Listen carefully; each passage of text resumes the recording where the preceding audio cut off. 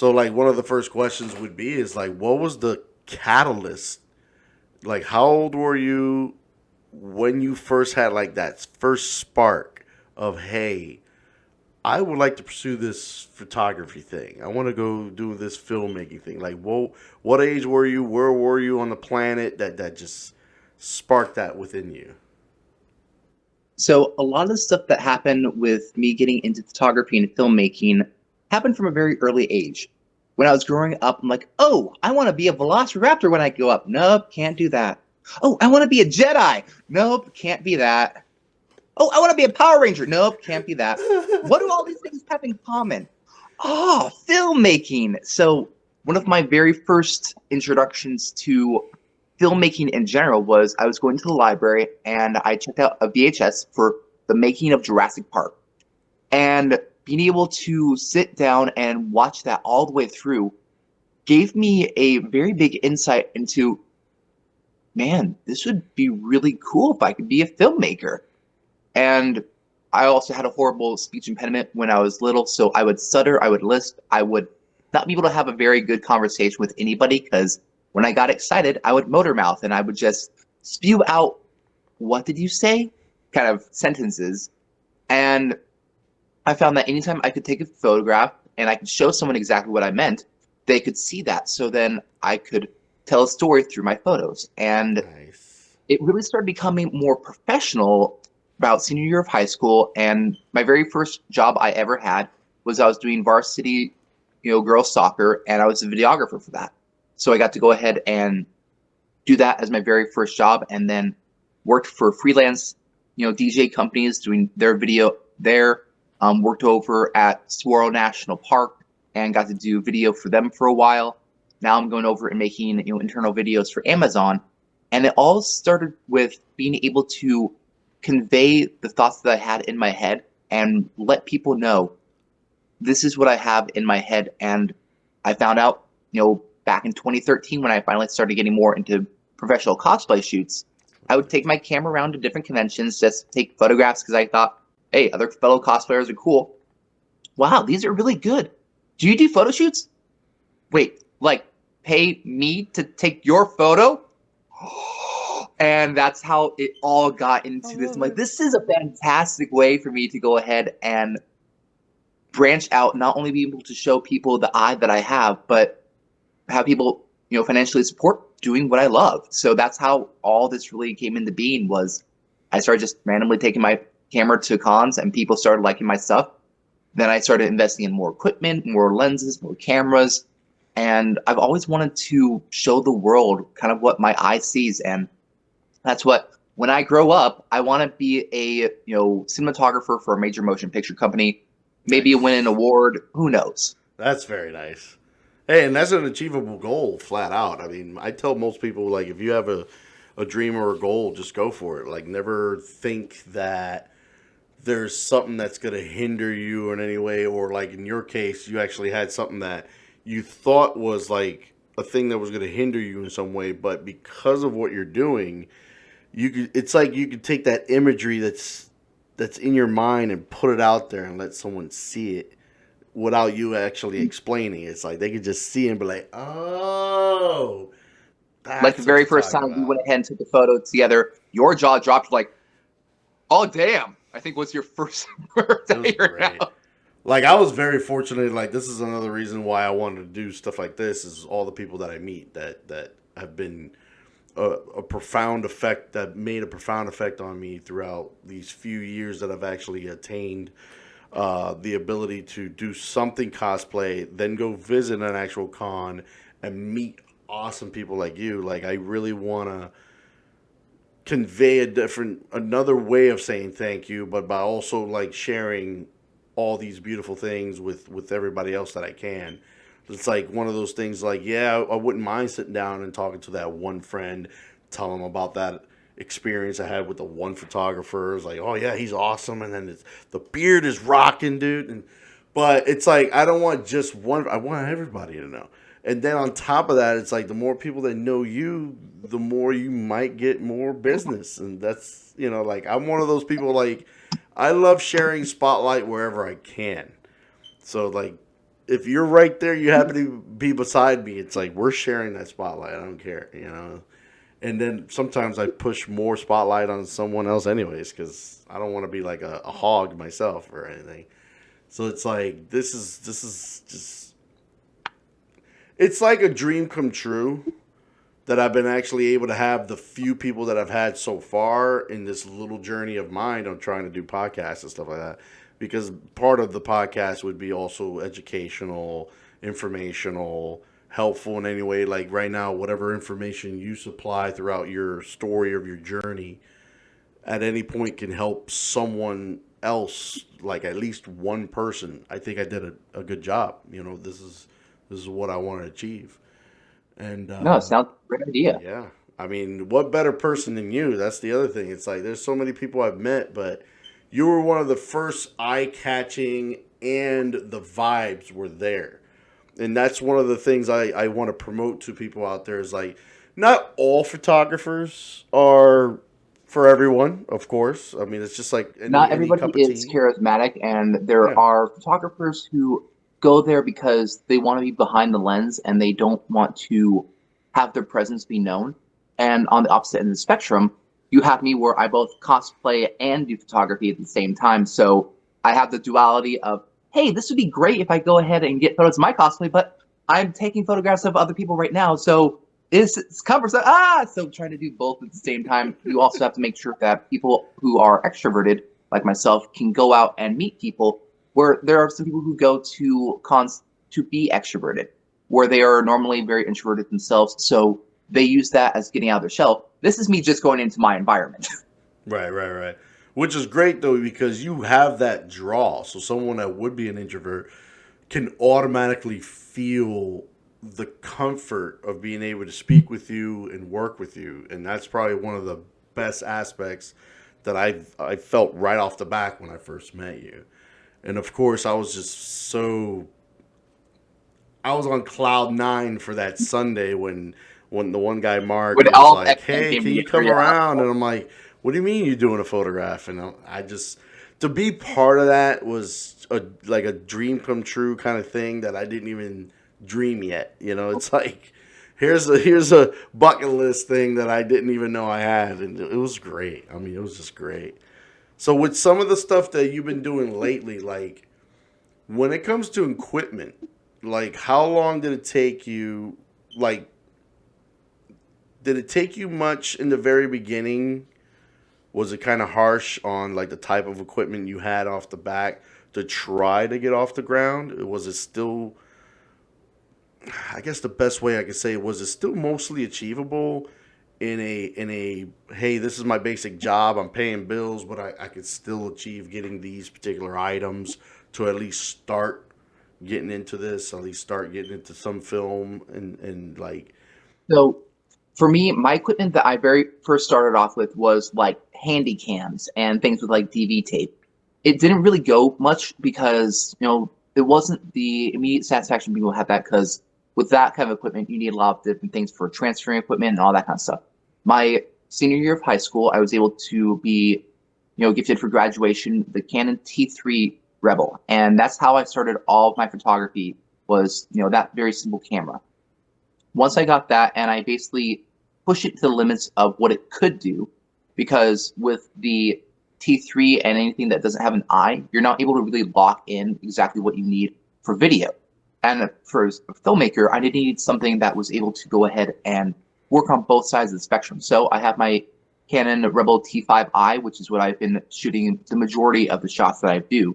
Occasionally I use my Canon T7i when I need like a backup camera, but the majority of the work that you've seen me, do for photographs have been on the Canon Rebel series. So you don't need to have a high-end camera in order to do it. These are crop sensor cameras that you can get for a few $100s. okay. And it's something that you can begin with, and then you can upgrade your equipment over time. The biggest thing that I've seen for myself is upgrading the glass that you have or the lenses. So if you have, a stock 18 to 55 lens, and then your nifty 50, which is going to be a 50 millimeter lens with a 1.8 aperture, those two lenses will get you pretty far in a lot of different situations. With my loadout, I have 3 lenses or 4 lenses that I use, between what I'm going to be doing. So I have the 17 to 55 2.8, which means it's going to be a fixed focal length all the way through. And that way, when you like zoom into your zoom lens and it gets a little darker, with that lens, it doesn't happen. So it just stays the same f-stop the entire way through. So it's got straight consistency. And granted, that is going to be about a $800 lens that you'll have. So it's going to be equivalent to what you're buying for that. But it is my go-to lens that I use for most of my applications. If I'm using something for far away, or if I'm trying to do like a super macro shot, I have my 75 to 300 lens, and that gives me a lot of range between doing zooms. And then for my other lens that I like to keep on hand is going to be my 10 to 18 millimeter lens. That's my fisheye lens, so I can go ahead and get wide angle shots of a news. So I have everything in between just in those three lenses. What I have as a personal thing that I just carry as well is my 85 1.8. So it gives you the same kind of things you would do with the Nifty 50, but it gives you an extra level on top of that. So it gives you very crisp photographs, and they are perfect for portraits. Nice. That's a good point, right? To at least get to that point, you would say, like, you wouldn't necessarily say, hey, you don't have to go further than that. Like, if you have those to cover all these little areas and cover all these bases, you're pretty much solid right there, right? And if you go into filmmaking, getting more prime lenses is also a great way to go, because that also gives you more of a blurry background, which is what people like for that selective focus. Oh, right. Or right. you want to have it be where you're going for, different ways to capture a scene. You have different lenses, so if you are getting too close to the subject, you can go ahead and then put that out so it brings more of the background into it.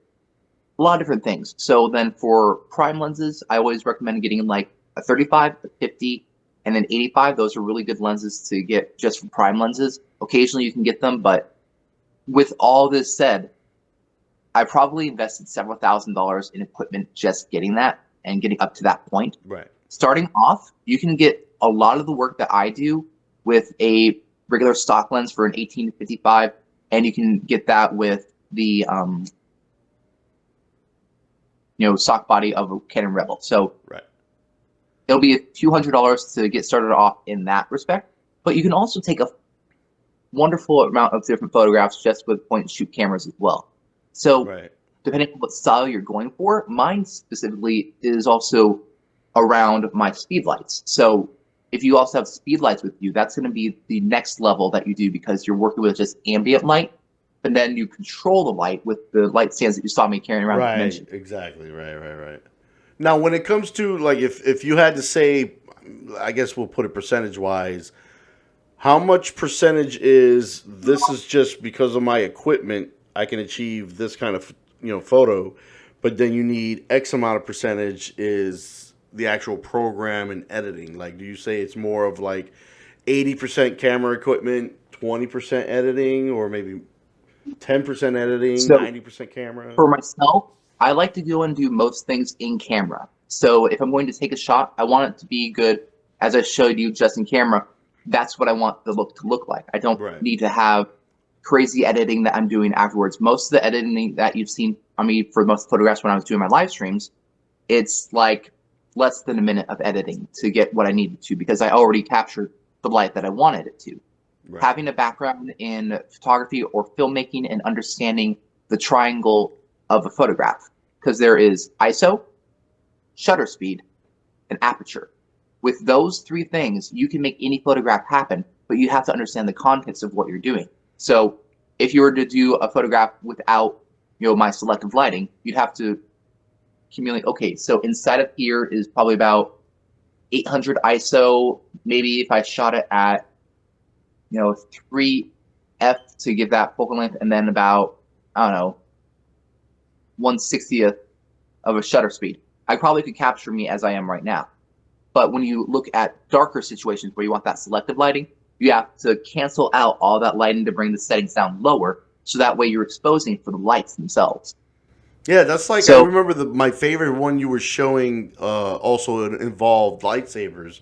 So you got to count for like how the saber is actually shining in a certain way, in a certain angle. Well, if so-and-so's standing this way, then I'm going to put the camera this way. And then it's like, it was really cool how you how you were showing all that, and then especially all the little tricks you said. Well, see, if I do this, bam, I make the lightsaber pop just that much more, and you can really see So that I would person's definitely say face.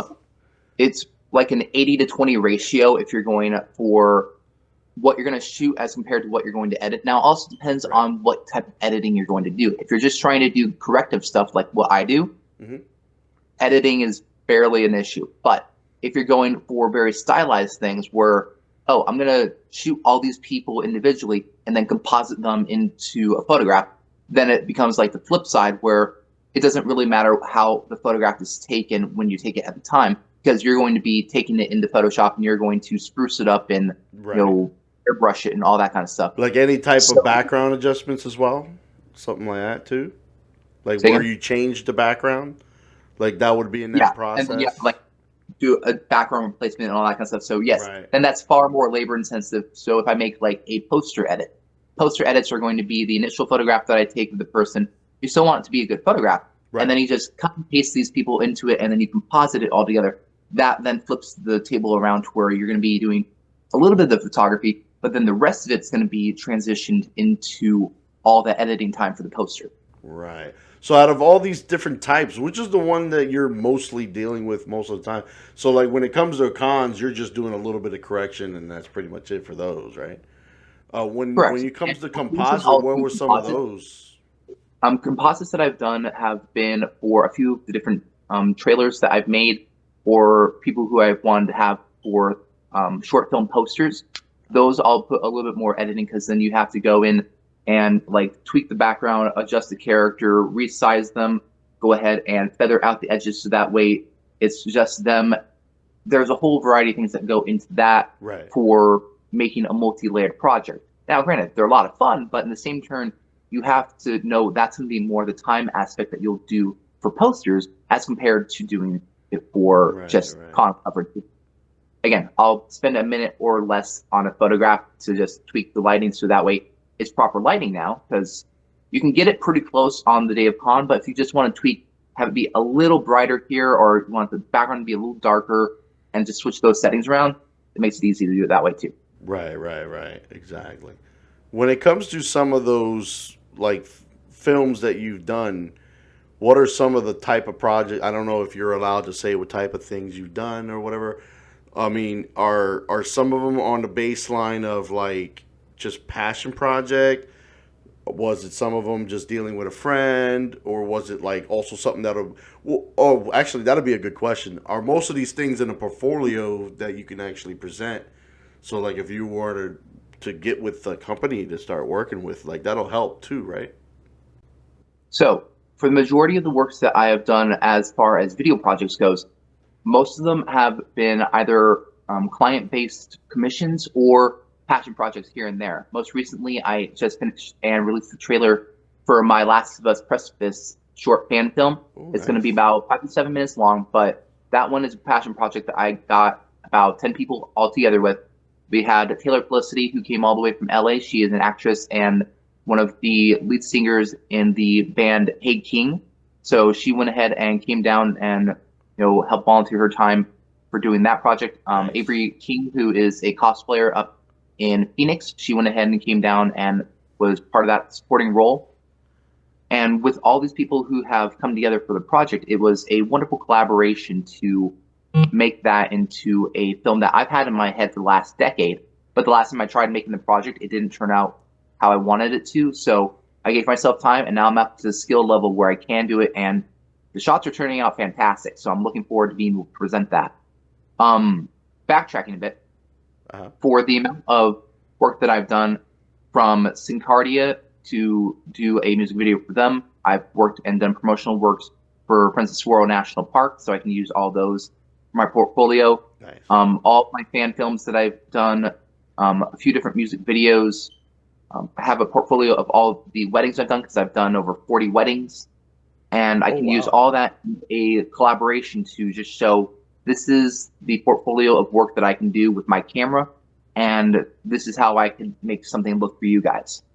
Right, right. Out of everything, what do you lean more towards that you say, hey, I like this a little bit more than doing that?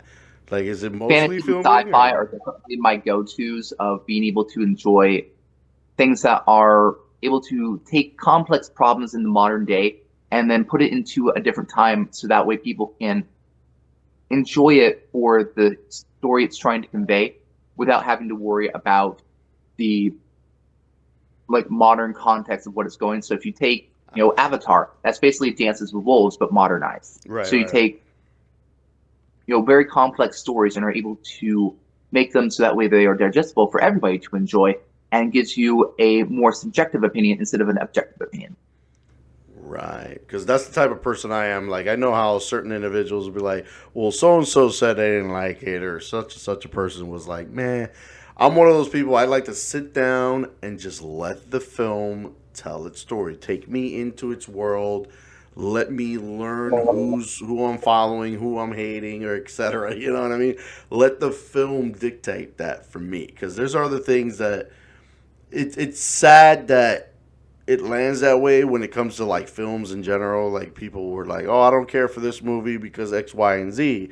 It's like, yeah, but just because that's your reasoning doesn't mean it's everybody else's reasoning. So it's like Correct. I always give almost any film its chance. I'm going to sit down and watch it. I'm going to see what did they try to achieve. Even during some challenges like, like COVID was an example. Like I know there's a bunch of filmmakers that were going through some stuff with that. I think there was one film it took someone like 3 years total to make the whole thing, but it would have been a year. So I can see there's so many challenges out there, but it's like if you love it, you're gonna stick in there, and if you got a great crew, of course, like what are some of the top things you enjoy most about the collaboration, or do you feel like there are times you want to do on your own projects, or do you feel like it just depends on what you're So doing? a lot of the things that go with the collaboration is trying to find free time for people to sit and work together because as the old saying goes, money talks. So when you can go ahead and hire people out to do positions, it makes it a lot more enticing for people to go ahead and be a part of it. When it becomes a passion project, which usually means that there's not as much money or time that's going to be into that specifically, it makes it harder for people to collaborate because people got to pay bills and other things along those lines. So most of the stuff I've been able to create for my own have been just by myself. But when you have a bigger idea like that, you have to involve more people, and that's what filmmaking is all about: is having a collaborative effort between talented individuals to make a story come to life. Which that's another thing I point out. People are like, "Oh, I don't like this movie. Don't go see this." To encourage someone to say, "Don't see a movie." I think the reason I would say I don't care for something like that is like, okay, you're looking at, let's say, that one actor or actress that's like, I don't like that person, as an example. But just because you Aquaman don't too. like that Aquaman person, too. oh god, as what was it? Ezra Miller was that one? And yeah, But it's like I look at the grand picture of you had how many people working on this film? From the lighting crew, the cameramen, the people making the costumes, etc. Like you got so many hands involved in the creation of this product. And for you to say that just because you don't like that person, that alone should dictate that if you see or don't see a movie is pretty harsh. You're not seeing the big picture. You got a lot of people that went and worked for that. Granted, some of them got paid, but there are like those contracts where if that film does well, there's a little back end on certain individuals and whatnot. Plus, it showcases like what all these individuals can do and hopefully get them more work. That costume designer can go and hit up, I don't know, 3 or 4 more projects that just puts them on a new level because they just made some awesome stuff. And then however that one person was handling the camera for all these really cool scenes and stuff, now they can move on to something. I always do like seeing those individuals that worked with each other consistently. Like I've heard about, like it was funny at the time, but it was realistic when you had like Adam Sandler and all his friends were pretty much in every single movie he made. But then you and see then if you think stuff about Tim like, Burton, how he always has Johnny Depp and yeah, Helen Montgomery in this, so like I enjoy with Keanu Reeves and the one gentleman that was running the last John Wick films. Like they've worked together since Matrix and stuff. So it's cool to see exactly. how you could build these great relationships too that are out there. Because that's another thing. Like you did point out with the money part, but there's also who you know does factor in there of like, well, if I do know this person, and then they can go and say, well, let's say they're going to deal with a project and they need something done from a certain way. You know what? I got a buddy that can just come on, and, bam, you already got your spot before you even knew you had the spot, and that's pretty cool too. Which, I mean, some people get pissy at that, but it's like, hey, what are you going to do? If you're It's out a clique. there, You have to be part of the in circle or you're out. yeah. I mean, if you do well and you have a great rapport with everyone and your work is just fantastic, that's going to carry you for a huge percentage of all your things you're involved with, I'm sure. Like in your case too, like what if you were to have I mean, I don't know if you actually care who you're going to work with when it comes to a company, but if you had to aim for a company, who would you try to aim for? So personally, I would like to go ahead and try and work with, again, a major motion picture company. Dependent on who it is, it could be anyone from, Disney or Walt Disney Picture Productions. It could be Universal Studios. It could be A24. It could be, Amazon Prime. I could go ahead and work with Netflix. Any of these projects that would go ahead and be able to help get me off the ground for being able to show up my cinematography and my camera skills. That's what I would love to do. And I'm trying to build my portfolio again, get a new demo reel out there so that way people can see, hey guys, this is what I like to do. This is what I would like to go ahead and showcase. And this is the work that I want to let people know. This is how I can go ahead and be your cinematographer. That brought up. Nah, I just had a question in my head. That Hmm. was there anything that's live action style portraying the game that you like of Red Dead? For Red Dead, Yeah. Has there been anything for that? Because the reason I'm thinking about it is like I feel like that's where I would love for you to be part of a project like that, like how these individuals made The Last of Us be a show. Wouldn't that be cool to involve you into something like that? Because I know you really enjoy the yeah, if heck there'd out of be like that an product. A24 production that would happen for, Red Dead Redemption or something along those lines, that would be fantastic. But in the same turn, I don't really have as much pull in those because I don't have those kind of connections. But You never know. yeah, A24 would be probably the first people I would think of, or maybe affiliates of Amazon Prime or whatnot, because they do make lots of really good stuff. But in the same term, I'm not sure. Right. But that's the best part about like you don't have that vibe of oh, I only feel like I want to work with these guys. No. You're open to everyone. You're probably going to have the best rapport with everyone across the board, no matter who it is. We're going to make an awesome project. You're going to make good friends. And that's probably No, where someone I like actually you had is that just going to be up interaction there. recently. There was I went over to FanX for Salt Lake City last couple weeks ago, and when I was having an interaction, I actually went ahead and I met in person Crush Candy Cosplay. Been following her for a while, but I didn't actually realize I was talking to her until we started getting connected on social. So I was like, oh. But the one thing that she said that impacted me was, hey, I appreciate that you actually shoot with people and you don't really care about the follower count. It's like, I see people walk around cons, and if they have a cool cosplay, I'll take a shot of them. It doesn't Right. matter. Oh, I only shoot with people who have 10K followers. That's not how Yeah, you but make how do you friends. just That's know how you that? connect. Yeah. So it's like I was like, oh, well, it's wonderful to meet you, but that was a wonderful compliment that I got from her. And if she ends up seeing this, thank you for that wonderful compliment, because it also gave me a good insight of, yeah, I do like to just shoot people who look like they've put time into their cosplay and just get some nice shots of them. It doesn't matter if you have 100 followers or 100,000 followers. Which that I'll take goes a to shot of show you and there's get always a nice someone shot of you. watching. There's always someone paying attention. Just when you think no one's paying attention, there are. So it's like if you were that restrictive, I mean, that's you shooting yourself in the foot. And for you to be as open as you are, these people are going to notice.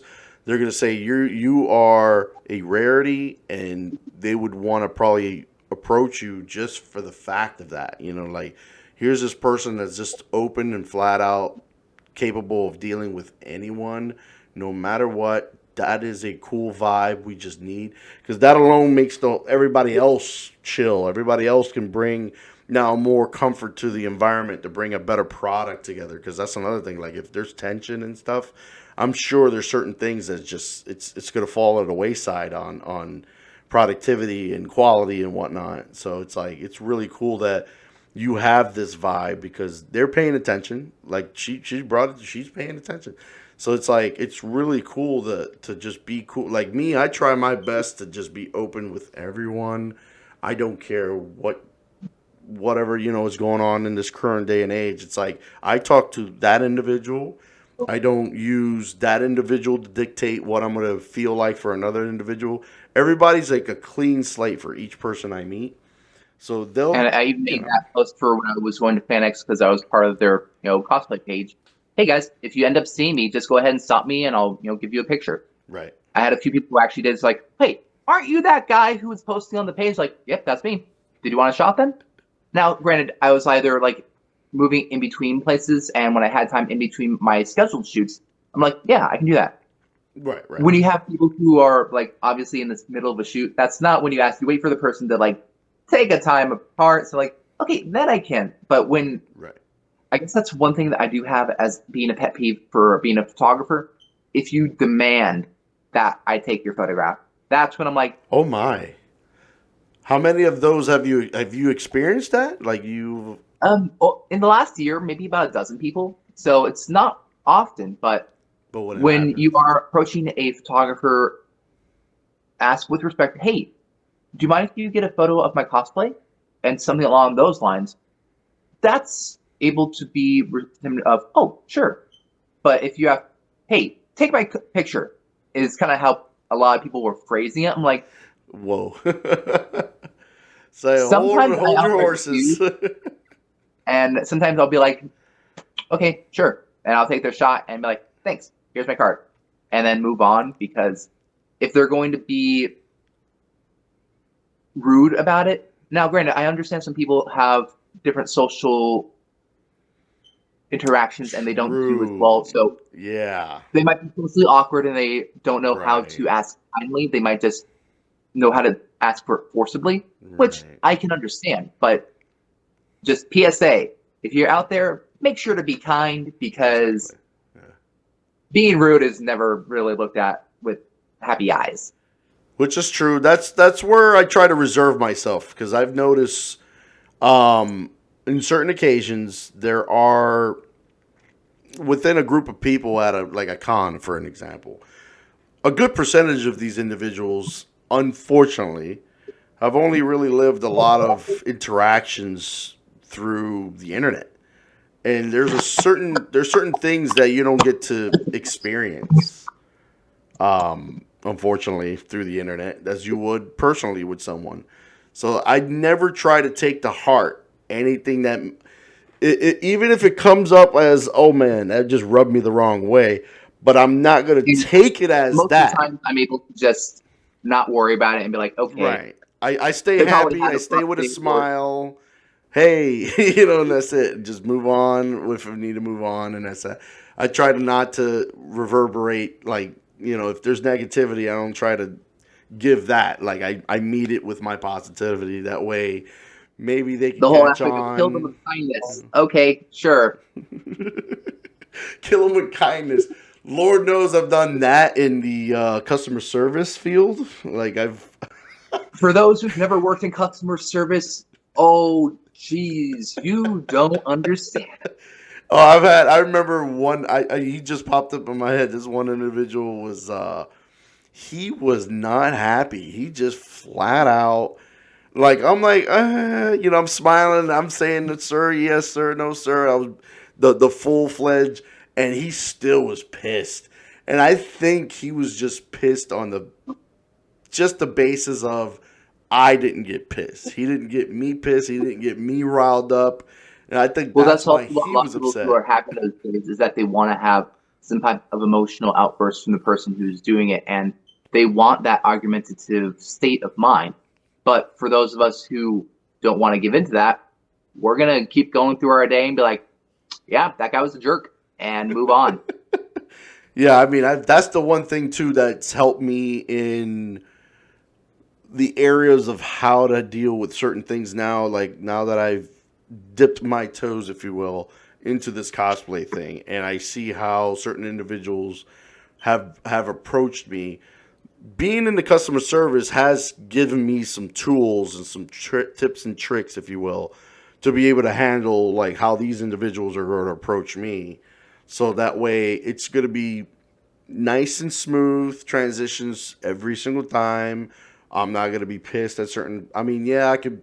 Oh, this guy just walked in front of the camera shot. What are you And the same turn, doing? most of the time people are doing that, they're usually off in their own little world. So it's They not like, literally oh, are. sorry, I'm like, That's okay, where I'm keep like, I going. don't get too pissed. Yeah, I don't get too pissed because there are people that in their head that there's just something going on and we're not sure of it. So why get mad at something that I'm not even sure? Like I'm not. He It's might be usually the thinking about person something who important. especially is photo bombing in the back of a photo, where they're like, it's like, okay, you're in the back of the photo. So I will still usually take the photo itself, and then I will be like, okay, take the photo, and then they walk on, like, now let's get the real shot. Right. Or in the So same far, turn, if I I'm think doing I've my only had selective one lighting, photo bomb, but it was one of those. First off, I'm taking a photograph in front of someone else's area, so it was like one of those. It was bound to kind of happen. It was just I had got stopped in the right angle. She had her table right there, and she's like, and I'm like, but it's like I know her, so we're cool with that. So I didn't care. But it's like for that person, they got a twofer in a way. So they got two cosplayers in their photograph for the price of one, if you will. That's great. When it comes to certain areas, like the cons get so packed. Do you come across that often though? Would someone happen to be unfortunately walking in front of like the person you're taking a shot at or whatever? oh yeah, all the time. So it's not something I really go ahead and dwell on too much. But again, with my control of lighting, I make sure to go ahead and try to eliminate most of the background when I can. And even if someone is in the background of the shot, since the rest of the background is darkened, I can literally just go ahead and select them out of it. Now, when you're working with more ambient light, so you see more of the surroundings, that's when you have to be a little bit more cognizant. Or if it doesn't work well, that's when you can go into Photoshop and you can, content aware somebody away. Which I think some of the ones that I would thought was going to be a challenge in a way, and you can correct me if I'm wrong, for that one Saturday of MegaCon where you were dealing with the big Warhammer guys and stuff like that, and it's like the way that area. Luckily, it was a little more open than I thought it was going to be because how much of a congestion there was in that general area. But like, But was as you that a saw, I was able challenging area to still there? have it be. No, again, that's why I was making sure to go ahead and adjust my lighting, make sure that the lights were focused on them. So if Right. you expose for the lights and not for the background, you can make most of the people disappear. Oh, okay, that's cool. That's cool.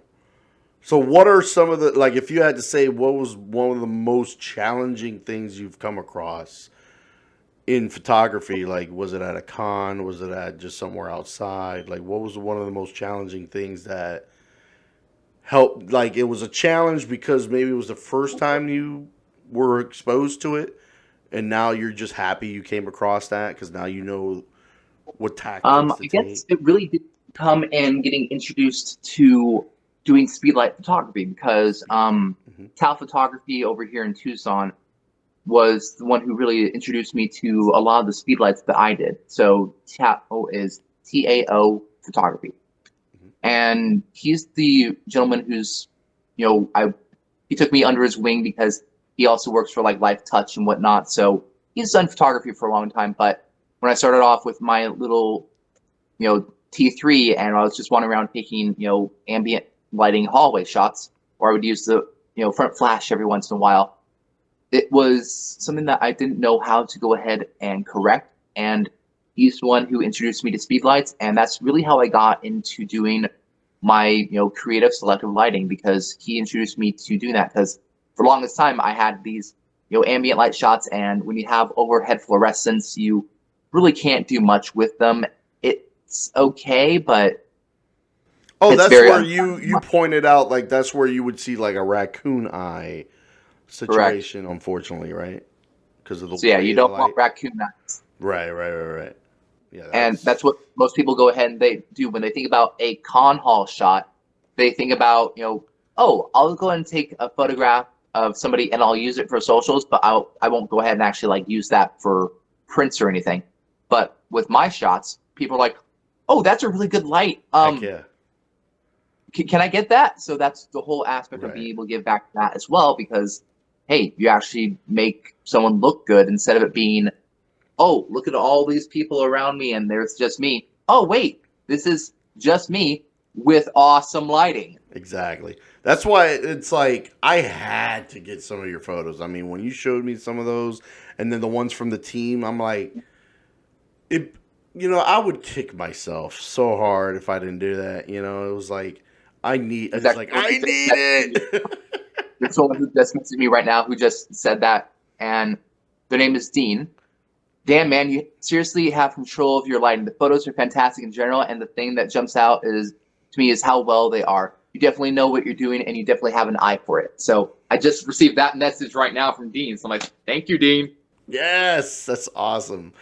And that's you're doing a fantastic job, and I am so happy I've gotten to meet you because now it's like I feel like I know somebody. No, it's this guy. But yeah, man. What are some of the other cons you think you're gonna be able to hit? Like I would love to get another opportunity to hang out with you and at least do a couple of. But don't worry, I'm definitely coming back to MegaCon again. So don't worry, I will be coming back to that one. That'll fill my heart up with joy right there. That's for sure. And I've done some modifications to the chair, so I can't wait for you to see that. So for other shoots that I'm going to be going to for actually just this month, this month is busy. So this Saturday, I'm going to be going up to Phoenix to see Melinda in concert. She's a Gaelic Celtic singer, so she's going to be up there with her band. Nice. The following weekend, I'm going to be going up to Albuquerque to do photographs for the solar eclipse that's happening. So I'm going to capture that with my dad. Yeah, that's right. The weekend after that, I'm going to be heading up over to TwitchCon in Las Vegas. So I'm an affiliate streamer over on Twitch. So I've gone there last year, and I'll be going again this year. Sweet. I literally actually have one of the TwitchCon banners that they had, and they're going to just throw that out. I'm like, can I have that? So like, sure. So doesn't hurt to ask, that's for sure. Yeah. So I'm like, yeah, I got one of the TwitchCon signs. What you gonna do about it? And then after TwitchCon, I'm gonna be going up to Phoenix for a convention called Uwu Con, and it's an anime convention. Lots of voice actors are gonna be coming to it. That stuff always cracks me up to hear that. They have most of the Star Wars Rebels voice actors who are gonna be going there, so that's gonna be pretty awesome. That's nice. Yeah. That's nice. And then, the next con that I'll be doing after that will be going up to MegaCon Orlando. Sweet. That's just awesome. That is a heck of a lineup. And hopefully anybody that sees this can maybe get an opportunity to see you, wave, say hello, and possibly get a photograph. That'd be awesome. I know. People are like, wait, I know you. Can I get a selfie with you? Like, hey, what's up? Yeah, like and there's been times where... Yeah, go ahead. I'm sorry. After you. No, I was just going to say that there's times I love that type of exposure that I'm not aware of. Like, there's been times where someone approached me and said, hey, I saw you on the internet. Can I get a picture? And I was like, oh, I'm on the internet. No, I think that was actually when someone sees this video and sees you. Because you got your Professor X on the floor. And I was like, wait, I was actually trying to find you. So... yeah, that was how we got our direction. It's awesome. Like it's stuff like that. I still get a little like, huh? Oh yeah. Oh right. Okay. Actually, this last con that I managed to do in Tampa, there was actually a group. I joined their group, so they had their little group, and I was a buddy of mine. Him and I were trying to do like a gathering of certain individuals for X-Men characters for the Sunday. But then we're promoting our other friend that does photography. He had a slot on Saturday and stuff like that. So we're doing our little thing to help. Hey, come on down, show up at this time, And because of the way Facebook is, nobody sees my tag name. They actually see my real name. So to actually have someone holler out my real name, I'm like, wait a minute, what? I wasn't used to that. Especially considering that majority of the time I'm getting called out, hey professor, hold on, or whatever, when they're trying to get my attention. Here's like, hey Anthony. I'm like, what the heck? It threw me off a little bit. Like, I wasn't upset or anything, but it was just the way it happened. I'm like, I wasn't expecting someone to holler my real name. So it was like, it was cool and like just a little weird at the same time, but not A little bad disconcerting. Weird. Yeah, I've been there. It's like, or when people are like, hey, HynMay. Obviously, you know me from online. Hi. Exactly. Actually, I've been meaning to ask. So, what brought up that name? Like, what was the creation of that name that you got going? Sure. So, very simple. I went ahead and I did Taekwondo for 7 years. So, for going over and getting my second degree black belt, nice. I went ahead and got a pseudonym for HynMay, a variation of HynMay, which means white hawk. It's a translation to my first and middle name, Tyler Gavin. So, it's Tyler Gavin Productions, but in Korean. So I can always remember my instructor. So it's Korean? Okay, I got you. Awesome. That is awesome. That is a real nice take. Yeah, because when I first heard it, I'm like, it sounds awesome, but it's like I couldn't pinpoint, like, what is this affiliated with? What does it deal with? And again, I Americanized it a little bit because HynMay is supposed to be, a variation with HynMae, which is what it's supposed to be for the actual translation of it. But I went ahead and Americanized it so it flowed more. Right. So HynMay, so it's just HynMayProductions. I see what you're saying. And that's the thing. You know what? That's a smart deal because there are certain people like, huh? How oh no, I've got a whole bunch of different pronunciations that I'm not going to say on here, but yeah, it's like, no, that's not my name. That's not my name. Thanks, like, though. Whoa, not like that. So no, I've had to stop people a couple times. Like, no, you misread that, but try again. Yeah, that's like both my handle and my last name. My last name's it's Mulero, and it's like I just say Malero when I say it. And in Spanish, I mean, I haven't really heard it said enough in Spanish to really see and really hear a distinct difference. But I know when there was times I was in class and you had that one teacher, Mulero. I'm like, mule? What the heck? Well, obviously you want me to go. And then, like, my current title, I mean, it's derived from being part Puerto Rican and then taking the first letter of my last name and the last 3 letters of my last name to produce Puermero. And I just go purr, like if you're purring a kitten or like a purring kitten, Puermero. Most people, like, they try to get the Puermero. It's like, you don't have to. You don't have to say the U. You can act like the U's not there and just say purr. Which some of the closest peeps, they're like, hey, puer, and they just say puer for short when I was playing the video games. And that's cool. But, like, to hear certain people try to pronounce certain things, like, I like taking a shot at stuff, like, but there's certain ones like I won't take a shot at. My last name gets butchered all the time because people try to say it. They're like, okay, so here, type this up. How do you say WOIDA? You want me to do it? Oh, wait a minute. Try it. Oh, let me try it real quick. Let me pull something up. Okay, so you said WOIDA.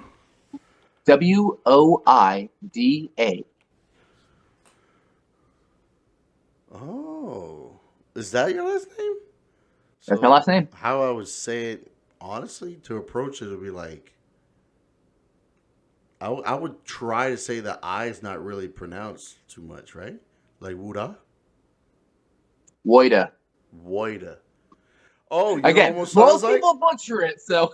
Woida almost sounds like water. Like if somebody's used to saying water, Woida. I can hear that. See, that's pretty Originally, cool, it was spelled WOJDA, but when they came to the States, they changed it to an I to make it more American. So, and what nationality was that? I'm Prussian. Prussian. Yeah, I've heard a lot of stories too about so many people. World War I, it no longer exists. Yeah, that's wild, right? Jeez. To think about too, like how many individuals came from other countries and changed their names just cause. Like certain ones, I've heard It, stories like they did it just for safety purposes, and then there was the other well, ones again, where you I also want to have be more the where American. people had very German last names and they wanted to change it to get away from that, or the name Adolf really went away very quickly for some reason.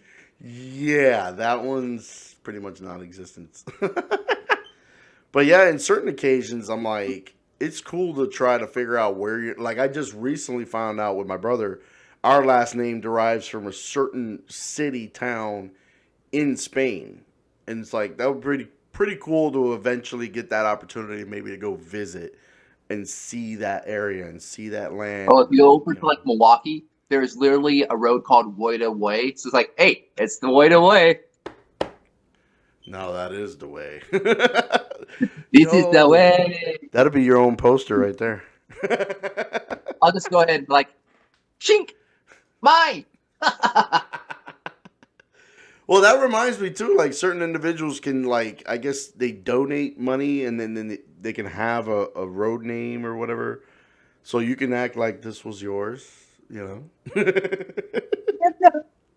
this was Were there any other mine. questions that you had for me, though? Any what? Sorry. Any other questions that you have for me?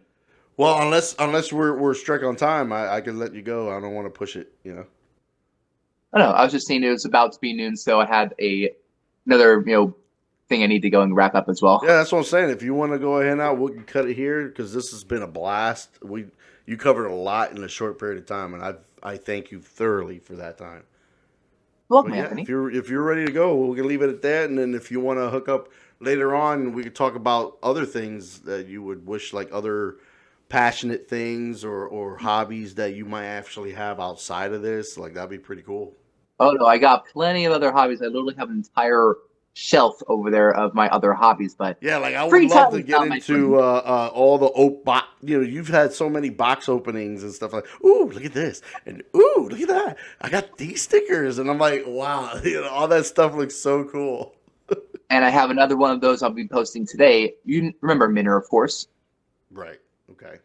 So Minner sent me a birthday present, and I'll be showing all the stuff that she got for me. That'd be cool. That'd be cool. Well, I can't wait to see it. Well, thank you very much again. Quite welcome. All right. All right. Have fun. Later.